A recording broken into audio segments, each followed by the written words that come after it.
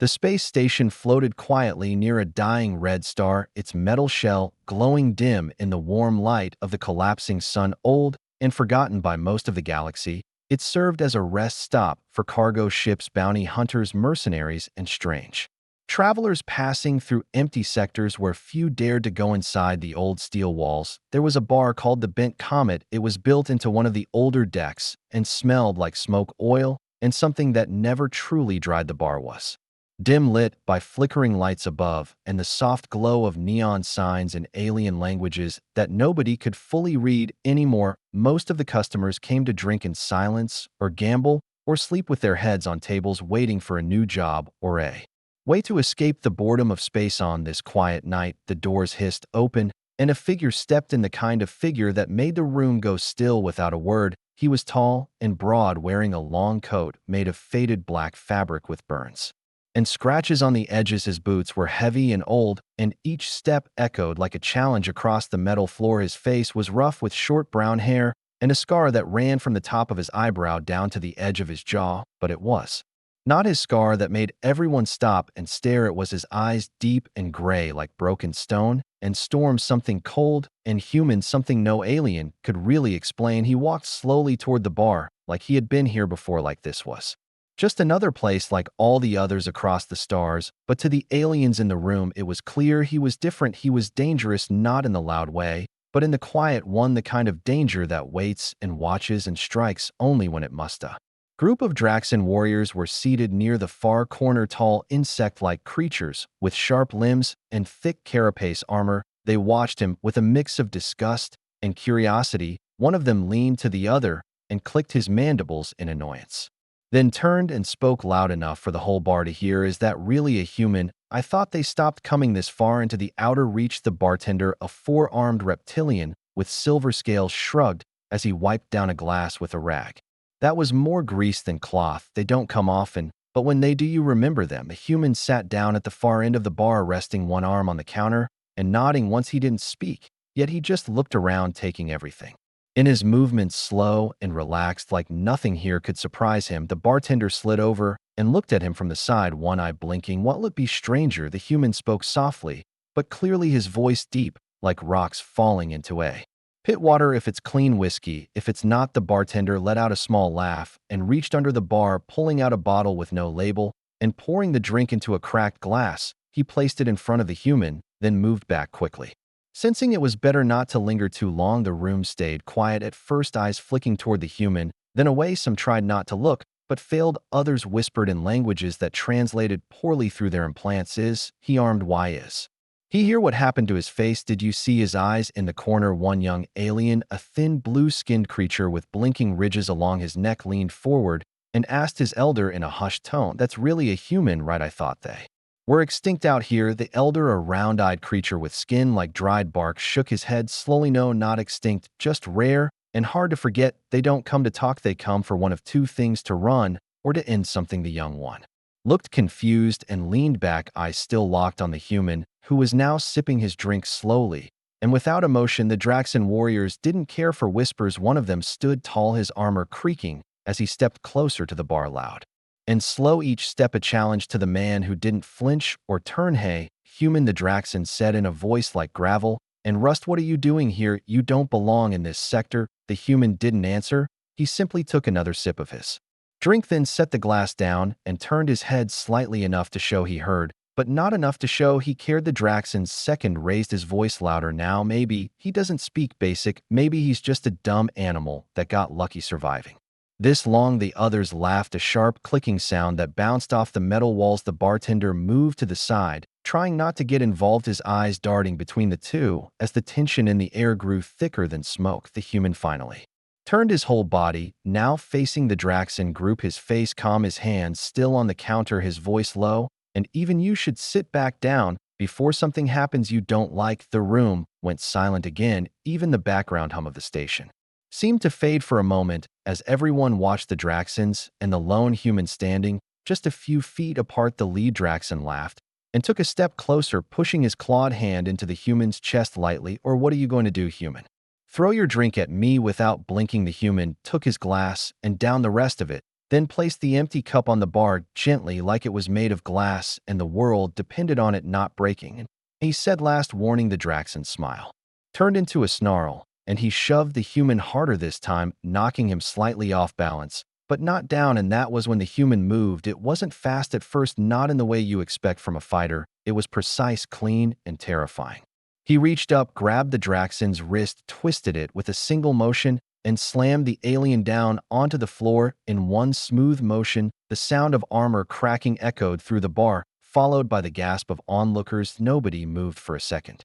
Not even the other Draxons, who stared in shock as their leader groaned on the ground, his arm bent at an unnatural angle. The human stepped over him and turned to the others, his eyes colder, now voice even quieter. "This is your only chance. Walk away." The second Draxon took a step forward, then stopped, his mind racing through what just happened, trying to understand how a single unarmored human just put their strongest fighter on the ground. With almost no effort, the young blue alien whispered again to his elder, "Is this normal for them?" The elder didn't answer right away. He just watched, eyes narrowed and voice heavy. When he finally spoke, "This is why you never provoke a human in a quiet place. They don't shout, they don't show off, they just end things." The remaining Draxons backed off, slowly dragging their leader with them. None dared speak again. The bar slowly returned to motion, though now the energy was different, more careful, more quiet, every eye still drifting toward the human at the end of the bar, who now sat again, as if nothing had happened. The bartender placed a second drink in front of him. No words, just a nod of respect before stepping away to clean an already clean glass. The human took a sip, eyes never moving from the mirror behind the bar, where he could see every face, every movement, every whisper outside. The stars kept burning cold and slow, but inside the bar something had changed. A lesson was learned, a memory made, a warning spread. The galaxy was big, full of empires and monsters and machines that could eat planets. But sometimes the thing to fear most was a quiet man in a quiet bar, drinking cheap whiskey with a broken glass in his hand and a storm in his eyes. The Bent Comet bar was not the kind of place where people stayed silent for long. But after the human dropped the Draxon warrior with a move so clean and fast, it almost looked unreal. Nobody dared to breathe too loudly. The air had weight now, a kind of heavy fear that crawled along the floor and wrapped around every ankle like thick smoke from an engine room fire. The human sat at the far end of the bar, quiet again, eyes on the reflection in the cracked mirror behind the shelves of dusty bottles, one hand on his drink and the other resting on his lap, unmoving like a statue carved from old pain and long memory. No one spoke to him, and no one sat near him, not even the gamblers, who usually took any empty seat if it meant a better view of the screens overhead, showing races and fights and explosions from distant systems. In the corner, the Draxon leader groaned as his soldiers helped him to a bench. He clutched his twisted arm close to his chest while his yellow eyes burned holes into the back of the human's head, rage and shame mixing in equal parts, thick as oil. His pride would not allow this to pass, not in silence, not in retreat. Across the room, other aliens spoke in hushed tones, some in their own tongues, others through implants that made every language sound flat and dry like old paper. The whispers passed from table to table like wind through broken wires. "Did you see how fast he was? That was not normal. He was calm like a machine. No worse than a machine.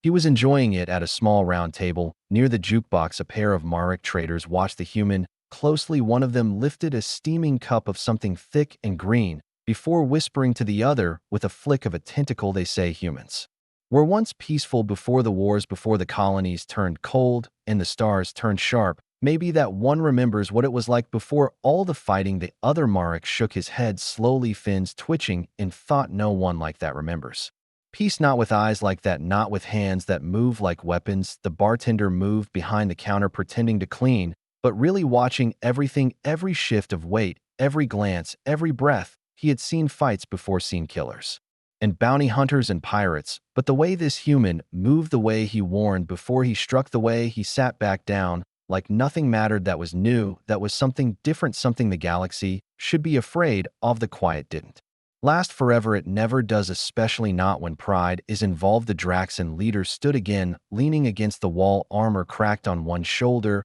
but fury making him stand taller than before. He pointed a shaking claw at the human, voice loud and broken. "You think you can come into my space and humiliate me in front of my soldiers, my people? You're just a soft-skinned animal who got lucky." And now you think you're stronger than the Draxan Empire. The human did not respond right away. He sipped his drink, set it down gently, and turned his head just enough to speak, but not enough to look directly at the Draxan. You got one warning already. I don't give second ones. The room held its breath again. The sound of metal grinding came from the Draxans as weapons unfolded from their arms, small but deadly plasma knives sharp enough to cut through hulls and fast enough to be deadly in close quarters. Four of them stepped forward while the fifth helped the wounded leader back into his seat. The bartender opened his mouth, then closed it again, too late to stop what was coming, too smart to get between. Thema chair scraped back. One of the aliens near the door stood to leave, not wanting to be caught in the blast zone, but froze.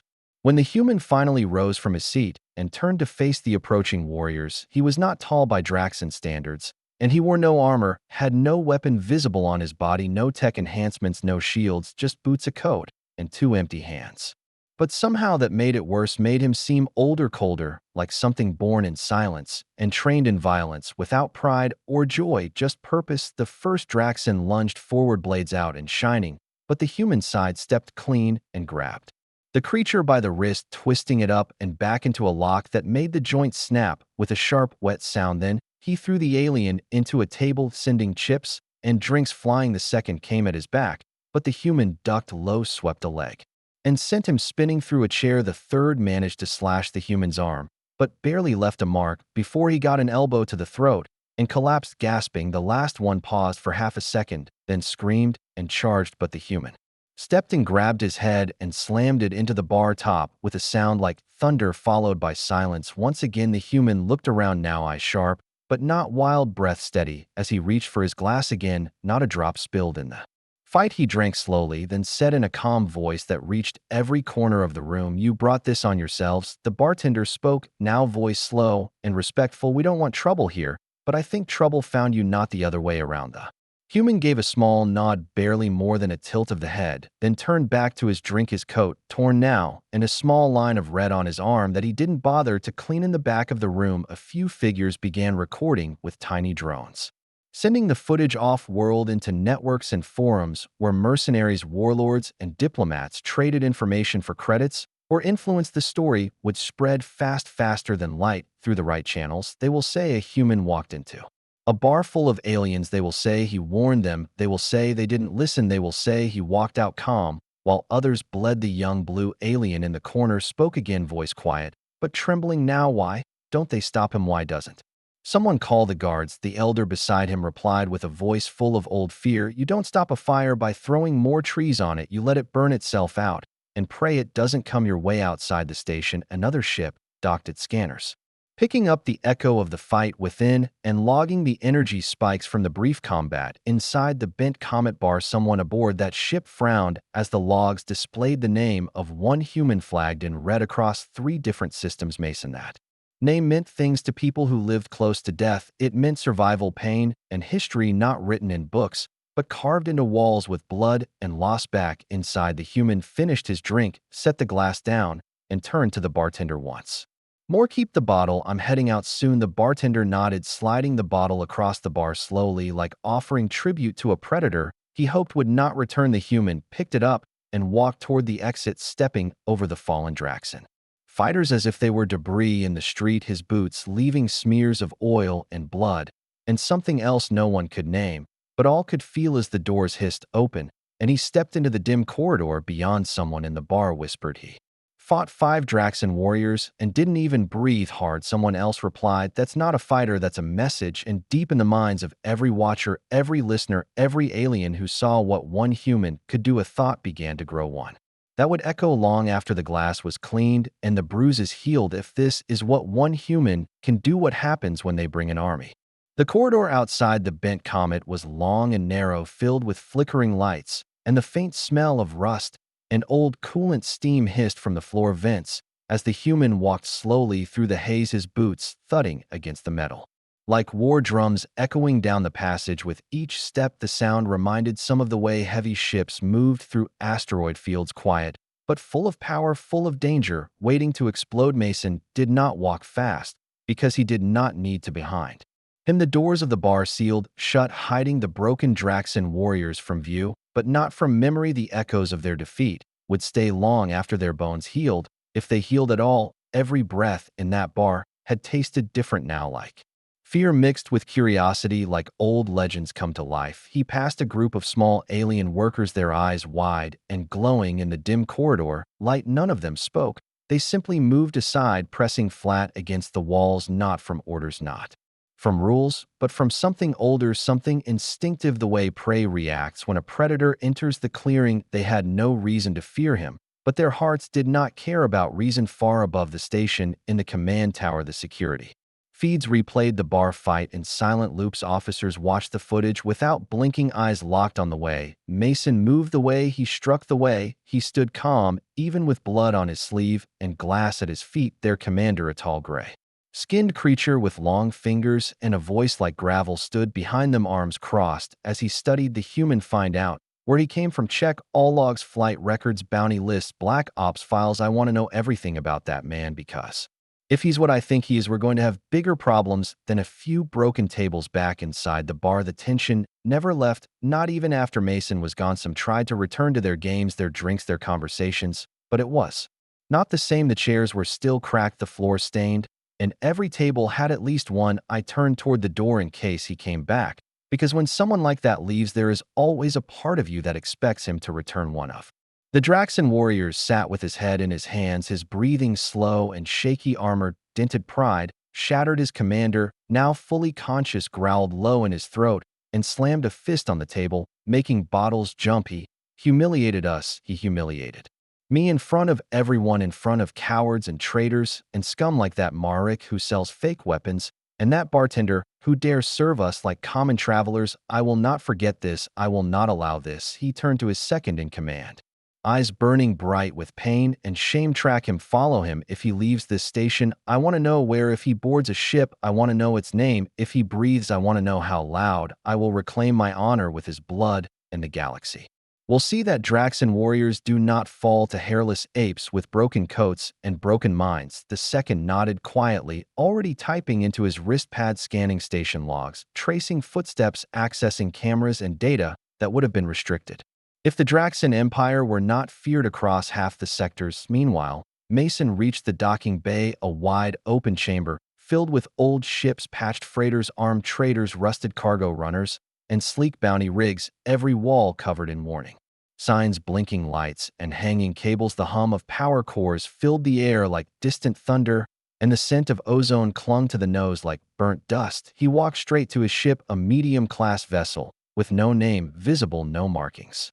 Just dull gray plating and engines that looked too big for its size. It had scars along the hull and repairs done by hand, not drones. The kind of ship you kept if you trusted your own work more than any machine. A few mechanics looked up as he passed, but none said a word. The docking bay had rules, and one of them was this: do not ask questions you don't want answered, especially not from men who return to their ships with blood on their sleeves and no one walking beside them. Mason climbed the ramp, entered the cockpit, and dropped into the pilot's seat, fingers moving across old controls with practiced ease. Lights blinked, systems booted, engines warmed like animals waking from deep sleep. The hum grew louder, stronger. The ship was alive again, ready to fly or fight or run, whichever came first. But Mason did not lift off right away. He leaned back, eyes closed for a moment, and let the silence wash over him, not the silence of peace, but the silence of pause, the breath between storms, the moment when all choices still exist and nothing has yet collapsed. His mind went back to the fight, to the moment before the first punch, to the look in the eyes of the Draxan, to the heat rising in the bar, to the way his hands moved before he even thought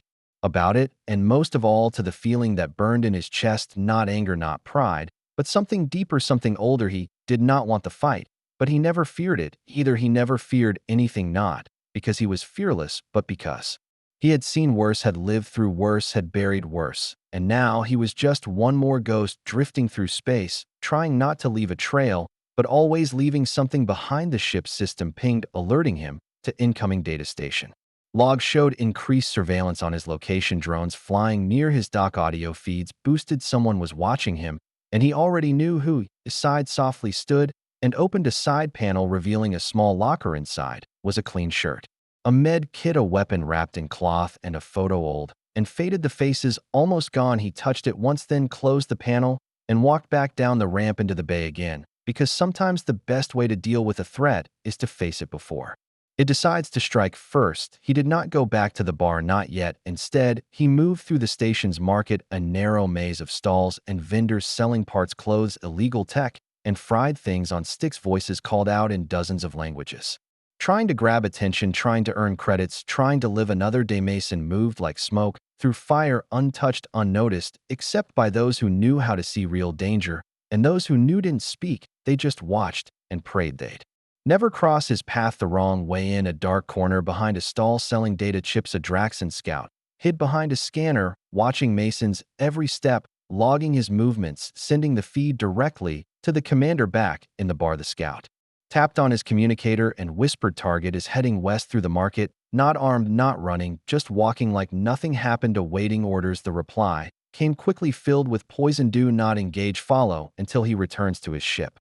Then alert me personally. I want to finish this myself." But the scout did not get the chance. Mason stopped suddenly, turned his head slightly, and looked straight into the corner where the scout hid, not with panic, not with shock, but with quiet knowing. As if he had always known before the scout could run, Mason was already there, his hand grabbing the alien's collar, lifting him with one arm, and slamming him against the wall, the scanner falling to the floor with a crash, the market noise dimming. As nearby vendors froze mid-sale, Mason's voice was low but sharp like ice on skin. "Tell your commander this is your second warning. There will not be a third." Then he dropped the scout and walked away, leaving the alien gasping on the floor, holding his throat, eyes wide with the understanding that this was not just a man, this was a force wrapped in skin, a storm pretending to be a traveler, a reminder that fear does not always come with sound or fire. Back in the bar, the commander received the message, but it was not from his scout. It was from his second, who held up a tablet showing a recording from a nearby vendor drone, showing the scout being lifted, thrown, and left like trash. The commander roared in fury and slammed his fists into the table again, making his men flinch. He stood, turned, and shouted, "Enough, prepare the ship. We follow him. We finish this in space, where no one can record, where no one can interfere, where I will break him myself and hang his bones above my seat as a warning to every fool who thinks humans are strong." But far away, Mason stood at the edge of the viewing deck, looking out at the dying red star, the last light falling across his face like the memory of a fire long gone. He knew what was coming. He knew how this would end, and he did not care, because sometimes you don't run, sometimes you stand, sometimes you wait, and sometimes you strike first. The station lights flickered as Mason returned to his ship, boots heavy against the metal floor, engines still cold in standby mode. The shadows in the docking bay stretched long and thin, like fingers reaching for something they could never hold. But Mason walked through them, without slowing, without fear, without care for the things behind or ahead, because for men like him, the only direction was forward, always forward. He passed by a repair droid that paused mid-task as its sensors scanned him, recognizing the trace radiation on his coat and boots, the kind left behind from old battlefields, from places most had forgotten or hoped to forget. Its lights blinked red for a second, then dimmed as Mason disappeared into the open ramp of his ship, the doors closing behind him with a sigh, like the station itself was relieved to let him go inside the ship. The lights glowed soft blue and amber, casting long reflections across the worn panels and scratched glass. Mason moved toward the locker at the back of the cabin, opened it, and pulled out a small box made of dark steel with old hinges and a faded logo no longer used by any fleet. He sat on the floor, crossed his legs, and opened the box, slow and silent, as if it held something alive, something sacred. Inside lay a series of small objects, each placed with care: a set of dog tags worn and bent, a strip of cloth from an old uniform, faded green and red with a unit mark barely visible, a round coin pressed from titanium, stamped with a name and a number, and beneath it all a folded piece of paper, yellowed by time and heat, the corners brittle, the ink still clear. Mason unfolded the paper and read it once again, though he already knew every word, every mark, every line. The handwriting was rough and fast, written during a war that burned across 5 planets, written by a man who did not expect to survive long enough to see anyone read it. And yet here, it was still here, still waiting. He closed his eyes, and the memories returned. Not gently, not as soft visions, but as waves of heat and noise and blood. The jungle on Terra 9 burned in shades of green and black, smoke rising through the trees like claws reaching for the sky, the air thick with poison and heat, every breath Like swallowing fire, Mason was younger then, but still quiet, still cold, still sharp, moving through the underbrush with his squad rifles in hand, eyes scanning the shadows that always moved even when nothing was there. They had been dropped behind enemy lines to find something, to retrieve something, to survive long enough to bring it back. And the only thing more dangerous than the mission was the silence, the long empty spaces between gunfire, between screams, between the moment you blink and the moment you fall. His squad moved like ghosts, trained killers with numbers, not names, each with a past buried deep under code. And orders. Mason was called Echo 6 back, then a name he never liked, but never changed because it was not about what he liked. It was about what worked, and Echo 6 worked every time. The enemy were machines, twisted metal beasts controlled by distant minds that never risked their own wires and circuits, just sent their creations to kill and crush and burn. Mason had faced them before, seen what they did to villages, to families, to entire cities turned into smoke and static. He had no love for war, but he knew how to fight it, knew how to end it faster than most. In the jungle, the machines came fast, metal claws slicing through branches, plasma cutting air into ribbons. Mason moved through them like a knife, through oil, clean and quiet, taking down 1, 2, 3 with shots so precise they never saw him, never heard him, never knew fear before silence claimed them again. But the mission went wrong, as they always do, and one by one his squad fell. Smoke and fire rained from the sky. When the extraction ship exploded, a trap laid in the dirt, triggered by a boot too heavy, too slow, too human. Mason ran through the flames, dragging the last survivor, a woman with half a leg and eyes filled with something he never named. He got her out, carried her through mud and bullets and screaming trees until the edge of the jungle opened to a cliff, and the drop was 100 meters down. Behind him, the machines followed, metal screeches and laser bursts lighting the night. Mason looked at the woman, then at the sky. No ships, no hope, no orders. He made a choice, threw her off the cliff into the river below, hoping the fall would not kill her, then turned and faced the machines with his last weapon, a blade charged with shock current and a mind full of rage. He killed 13 before they brought him down, dragged him bleeding across rocks and roots, left him broken and cold for dead, until a recovery drone found him 2 days later, still breathing, still gripping the blade, as if it could hold back death itself. They rebuilt him not with machines, but with pain therapy, training, debriefings that lasted for months, questions he never answered, tests he never failed. And when they asked if he wanted to return to Earth, he simply walked away, disappeared into the stars with nothing but a bag and the box now sitting on his floor back in the ship. Mason opened his eyes, placed the paper back in the box, and closed it again, his hand resting on the lid for a moment, as if to keep the past from escaping. Then he stood and walked to the cockpit, the lights blinking as the system synced with the station data. His flight path marked, his route cleared, but his mind still heavy with the weight of old flames and broken skies. The screen blinked with a message incoming, encrypted, short but urgent, a name he knew, a voice he thought buried deep inside. Someone from the war, someone who should not be alive anymore. We saw the footage, we know where you are. They're coming for you, not just the Draxons, not just pirates, but others, real ones, the kind that don't leave bodies behind when they're done. You need to move now before the station turns into another battlefield and you become the last soldier standing. Again, Mason stared at the message, not with fear, not with surprise, but with something colder, something quieter. Then he reached over and shut off the screen, leaned back, and let the silence fill the space around him. Again, he did not run, because he had done that once, and it cost him everything. He did not hide, because he had learned long ago that shadows only stretch when light finds them. He did not beg, because there was no one left to beg. To the engines of the ship roared to life, not with the high whine of sleek vessels, but with the deep, steady growl of something old, something strong, something built to last. The metal shook. The lights flared, the docking clamps released. Mason looked once more at the photo inside the locker. The faces faded, the smiles barely there, but the memory strong as steel. Then he turned his gaze forward, hands on the controls, eyes locked on the stars beyond the bay. He did not fly away to escape. He flew to finish, because some stories do not end, they only wait. And now this one was awake again.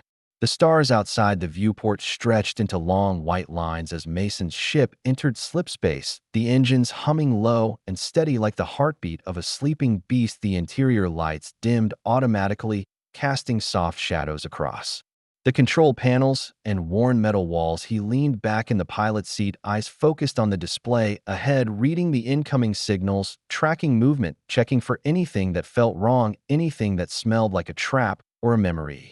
Had not planned to leave the station so soon, but plans were only good until something burned them away. The message from the past still echoed in his head, words from someone he once bled beside, someone who should have vanished with the others. Yet here they were, alive and warning him. And if they were warning him, then it meant the storm was already coming and no port would hold against it for long. Far behind him, the Draxan warship broke from the station with fury in its engines. The commander, standing tall on the bridge, his wounded arm now wrapped in biofoam, his pride still shattered and bleeding. The ship was built for speed and violence, its hull black and jagged like the teeth of a predator, and its weapons always hot, always hungry. The crew prepared for pursuit, eyes locked on the signal trail left by Mason's ship. The orders were clear: chase, disable, capture, destroy. It will not run forever. He will not hide forever. We are Draxan, and he will learn that no fight is over until the last enemy kneels and begs for breath. The commander's voice echoed through the ship like thunder rolling through a canyon filled with fire. Every warrior on board responded with a single unified growl: armor, locking, weapons, primed, systems armed with precision born from war, not from fear. Meanwhile, in slipspace, Mason reached toward the console and tapped a hidden panel. The ship responded with a faint chime, unlocking a file encrypted deep inside the memory banks. The screen flickered and showed a map, a long-forgotten sector filled with broken worlds and silence, a place called Echo Rift, where signals vanished, where ships disappeared, where even pirates did not go unless they were desperate or mad. It was there that Mason once lost everything, and it was there he now returned, not to find what was gone, but to bury what remained, to put an end to the ghosts that kept chasing him through smoke and circuits, and dreams that never faded. As the ship changed course, the navigation lights pulsed red, the engines groaned with the shift, slipspace stretched tighter around the hull, and sparks danced across the shields. Mason remained still, his face unreadable, his thoughts buried under years of scars and steel and silence. Without warning, the alarms blared, the screen flashing with proximity warnings. The Draxan warship had entered slipspace behind him faster than expected, more determined than logic allowed. Mason checked the distance, calculated the odds, and made his decision without hesitation, without anger, without fear. He would not run, not now, not when the fire had finally caught up to him. And so he turned off the ship's cloaking field, powered down the engines, and let his vessel drift like a shadow. Waiting in the dark, waiting for the knife to come close enough to grab on the Draxan bridge, the commander smiled as the target signal became clear. The human ship floating dead ahead, no movement, no shields, no resistance. Prepare, boarding team. Bring him to me alive, but only barely. I want him to feel every second of his defeat. The warriors moved quickly, launching a boarding pod across the slipstream, the small capsule latching onto the human ship like a claw. The hatch hissed open. N4 armored Draxan stepped inside, weapons drawn, eyes scanning the dim hallway, prepared for an ambush, but expecting a ghost. What they found was silence and a red light blinking overhead, slow and steady like the beat of a patient heart. The hallway was empty, the doors closed, the shadows long and deep. One Draxan moved forward, tapping on his scanner and opening the first door. Empty. The second door opened to the same result, but as the third door slid wide, the lead warrior saw something that made his grip tighten, a message carved into the wall with something sharp and deliberate: last warning. The Draxan growled and stepped forward, then stopped, his feet sliding slightly across the floor as he realized it was wet, not with water, not with coolant, but with something darker, something that smelled like metal and memory. Before he could react, the lights shut off completely, and a low sound filled the hall, not an alarm, not a scream, but the sound of boots approaching, slow, steady, each step like a countdown to something final. The first punch came from the side. Mason emerged from the shadows and struck the nearest Draxan in the throat, dropping him instantly before spinning and slamming his elbow into the second warrior's visor, cracking it with a sharp snap. The third tried to fire, but Mason twisted his arm, grabbed the weapon, and drove it into the creature's chest with the force of a hammer, breaking both armor and bone in a single move. The fourth stepped back, raised his blade and shouted, but the human was already moving, his fist crashing into the alien's face again and again until he collapsed, breathing but broken the lights flickered back on showing Mason standing in the middle of the hall, his coat torn. His knuckles bleeding, but his eyes steady, focused, calm. He stepped over the fallen warriors, picked up a discarded helmet, and tapped into the ship's comms channel. I told you once, I told you twice, this is the third and final time you follow me. Again, and I will not leave anyone breathing to carry the message. Then he dropped the helmet and walked back to the cockpit, wiping his hand on the side of his coat, as if brushing off dust, not blood, not memories. On the Draxon ship, the commander watched the feed in horror as his best fighters fell in under 30 seconds. No explosions, no guns, just fists and silence. And skill born from something older than war. He screamed and slammed his fists into the console, ordering a full attack, full pursuit, full destruction. But Mason's ship had already changed course again, diving deeper into Echo Rift, where no signals worked and no ships followed unless they wished to join the graveyard of the forgotten. The Draxon warship hesitated on the edge, sensors failing, lights dimming as the rift's strange gravity pulled at its hull. The crew looked to their commander for orders, but he said nothing. His pride now quiet, his rage now cold, because even the strongest predator knows when it has stepped into another creature's territory, and even rage cannot breathe. Where fear has settled in, Mason's ship disappeared into the fog of the rift, engines low, systems quiet, and the stars above faded into nothing but whispers of light lost between broken space and ancient wounds. He did not smile, he did not speak, he simply reached forward, activated the autopilot, and leaned back, letting the ship carry him deeper into the one place no one dared follow anymore, not because of what it was, but because of who had made it that way. And far behind him, in systems still untouched by war, the story began to spread. The footage leaked, the messages passed from station to station, from bar to bar, from one mercenary to another. They spoke of a human who dropped 5 Draxon warriors without breaking a sweat, who stood alone against a warship, who carved warnings into walls with hands that once saved planets and destroyed armies. Some said it was myth, others said it was propaganda, but the smart ones, the old ones, the dangerous ones, they knew better because they had heard of him before, they had seen what he left behind, and now they knew he was still out there, still moving, still fighting, and no one, not even the boldest, would forget his name again.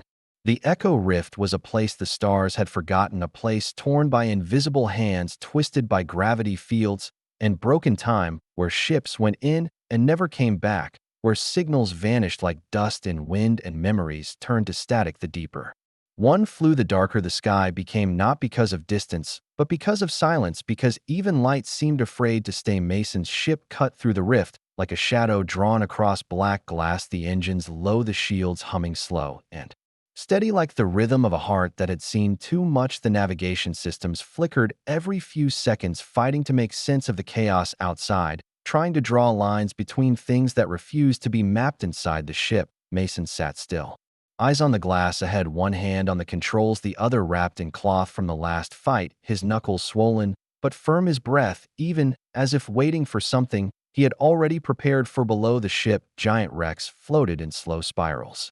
Ancient battleships broken in half, pirate vessels cracked, and silent cargo rigs crushed between warped metal like insects under stone, all of them dead, and drifting engines, cold hatches open and hanging loose like mouths that once screamed but now only whispered. Mason knew this place. He knew every turn, every broken path, every hidden field that could tear a hull apart. He had been here before, he had fought here, he had bled here, and he had survived, not because of luck, but because of something deeper, something heavier than fear, something that did not end when the war did. He guided the ship past a massive wreck, the remains of a Terran command carrier split clean down the middle by a beam weapon so powerful it still left the walls glowing faint green. The bridge was gone, the decks open to space bodies frozen in last positions, their uniforms still clinging to bone and dust. Mason looked, but did not turn. His face did not change, his hand did not shake, because he had already mourned.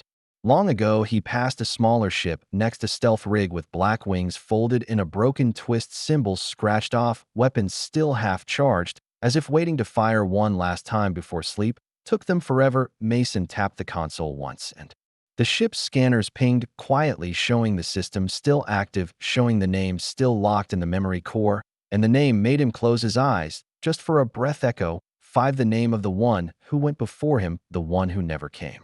Back the one he still heard sometimes in dreams that felt like old warnings. He flew on the rift growing thicker around him, pulling at the ship with soft fingers that wanted to make him stay like all the others, but Mason had come here for a reason, and not even the rift could slow him. When purpose was set, when the past reached out and pulled, he reached the center of the rift where the wrecks grew tighter, where the fields twisted navigation into knots where no ships AI could function for long. And there in the middle of the storm was the station, black and round and silent, built during the war and abandoned when the front moved far away, the lights still off, the walls covered in dust and signal paint from long forgotten fleets. Mason brought the ship in, slow landing on one of the side docks, the clamps old but still functional, gripping the ship with a hiss and a groan. The ramp lowered, and he stepped out, boots hitting metal that had not known life in years.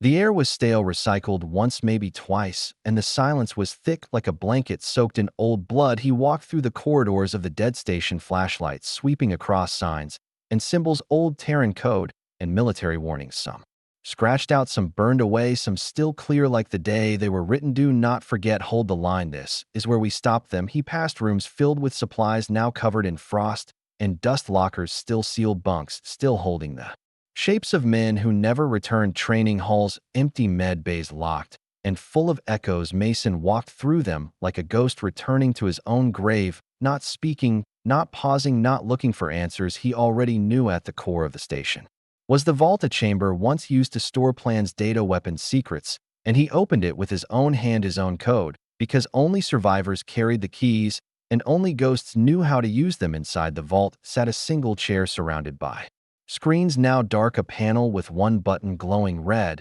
and in the center a small black box pulsing once every 10 seconds like a heartbeat frozen in time. Mason walked to the box and placed his hand on it, the light changing from red to blue, the systems waking the room, humming with energy that had slept for decades. He pressed the panel, and the screens blinked to life, showing maps, data, videos, old reports from the war, some distorted, some broken, all of them marked with the same word, classified. But Mason did not need the files, he needed only the message, the one stored deep in the system, the one locked behind his code, behind his scars, behind the part of his soul he left in the dirt. The screen changed, and a face appeared, tired young eyes too old for their years. The voice began, and Mason listened. If you're seeing this, it means you survived, or it means you finally came back. Either way, you're not done yet.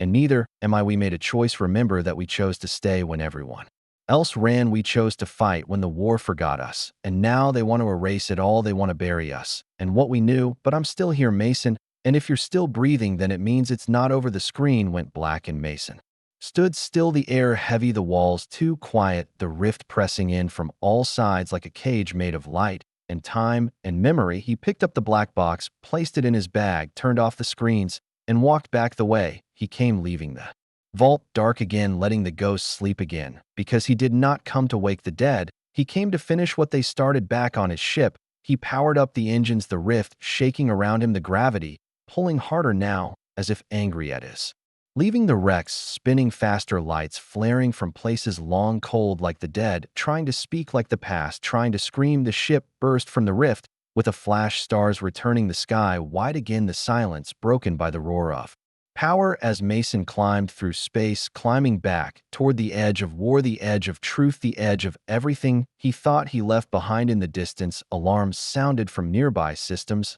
messages scrambled, orders sent, fleets moved. Someone knew he had returned, someone saw the signals, someone remembered the name echoing somewhere in a black room filled with glass and wires. An old voice spoke. He found the core, he has the key, send the others, this ends now.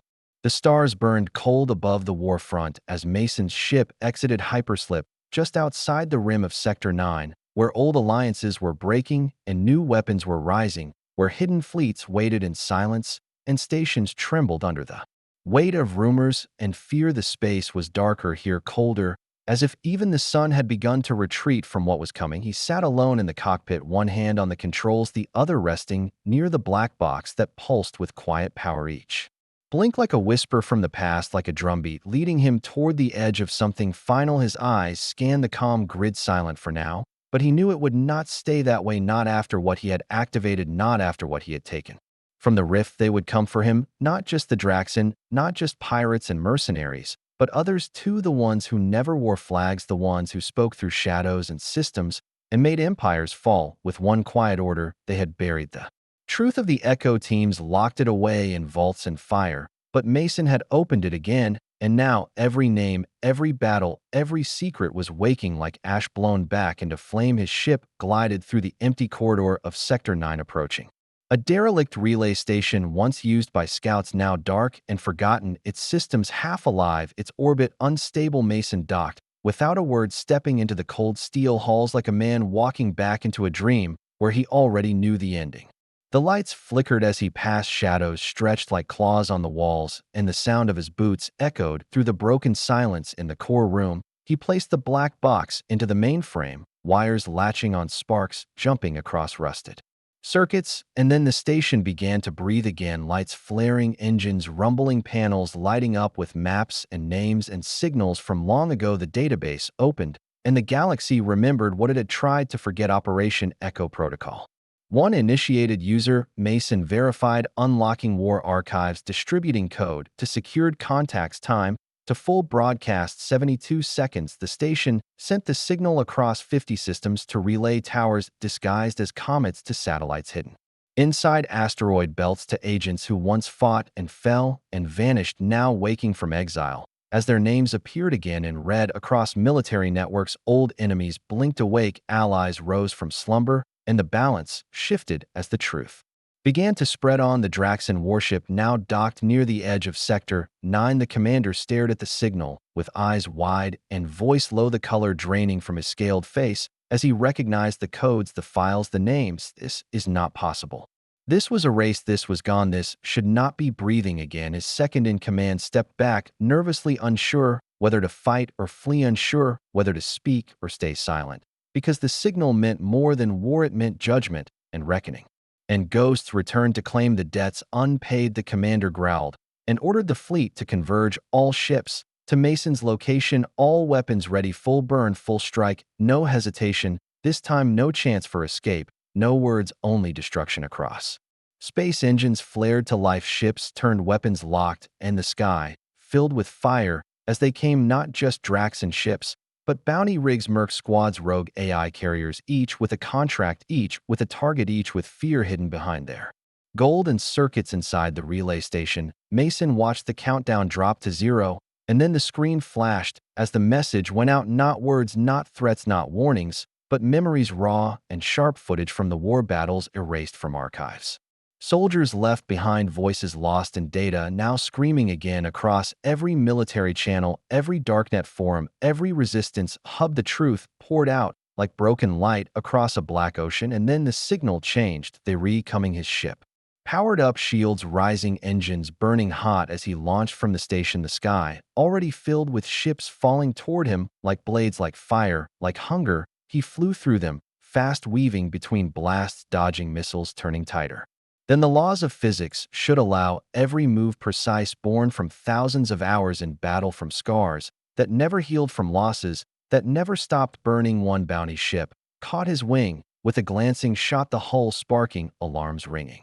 But Mason spun the ship around, fired back with a focused ion blast, knocking the enemy vessel into a spin that sent it crashing into a larger Draxon cruiser. The explosion lit the sky like a red sun blooming in the void. Another squad moved to flank him, but Mason dove low, using an asteroid field as cover, sliding between the rocks like a shadow, like a ghost, letting their weapons hit stone instead of steel, then rising again to strike from behind, crippling two ships with shots to their engines.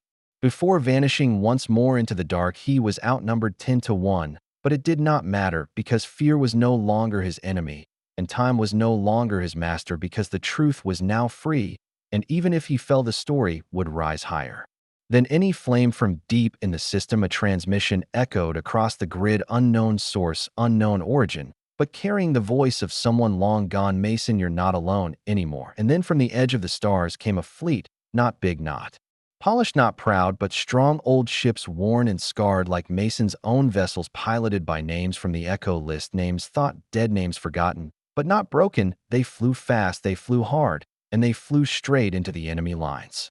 Without fear, the sky became war again, plasma streams and railgun bursts, missiles streaking across the stars, explosions flashing like lightning against black velvet. Mason joined them again, his ship dancing between the fire, his voice calm as he called out targets, as he gave orders like he never stopped, like he never fell. One Draxon dreadnought turned its main cannon toward him, a weapon built to crack moons, a blast that could erase his ship in a second. Mason looked at it, smiled the kind of smile only warriors understand, then flew straight toward the barrel, timing every move, every second, letting the energy build, letting the enemy believe. And then at the last moment, he veered away, dropping a gravity bomb into the cannon's throat.